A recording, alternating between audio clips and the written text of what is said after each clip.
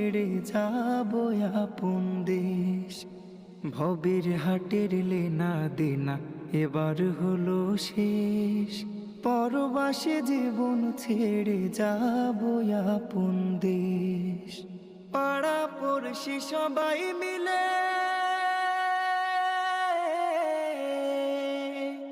পাড়া পড়শি সবাই মিলে বিদায় কইরা দে। সাজায়া দে রে তোরা সাজাইয়া দে আমায়, সাজায়া দে রে তোরা সাজাইয়া দে। ও আমায় সাদা কাফন পরাইয়া কান্দে করে নে।